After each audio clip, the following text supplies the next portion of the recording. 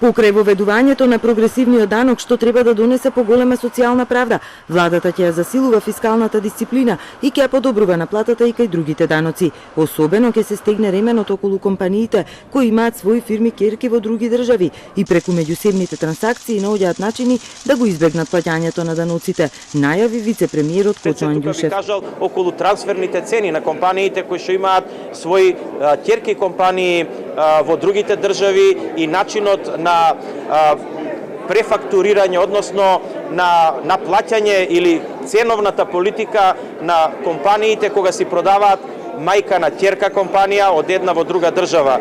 Тоа е причината за многу пропаднати фабрики во Република Македонија. Експертите пак сметаат дека Македонија е подготвена за прогресивно оданочување. Една од причините е што сегашниот рамен данок не донесе повисоки стапки на раст, а ја зголеми сиромаштијата и нееднаквоста. Но за на луѓето да им ги зголемите даноците, морате прво да создадете здрава основа, тие да веруваат во институциите и да ги убедите дека парите што ќе се соберат ќе се трошат наменски, а не за патни трошоци на државните функционери.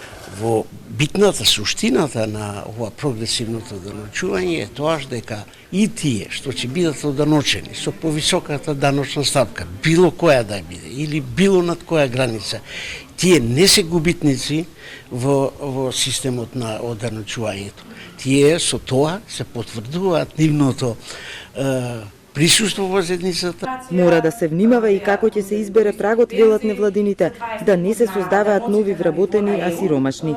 Доколку во едно семејство има еден приход од 1000 евра, тогаш ништо не сме направиле ако им ги земаме парите на луѓето. Затоа сметаме дека заедно со даночната политика рака под рака мора да оди ефикасна социјална заштита. За дел од граѓанските организации пак не е доволно само прогресивно оданочување кај персоналецот. Тие силно се залагаат да се зголеми и данокот на профитите на фирмите. Една од банките остварила 36 милиони евра, плаќа 10% данок на добивка. Кога збориме за праведно оданочување, дали е праведно на 36 милиони евра да плаќате 10% данок и едно лише што заработува 200 евра да плаќа 10% данок?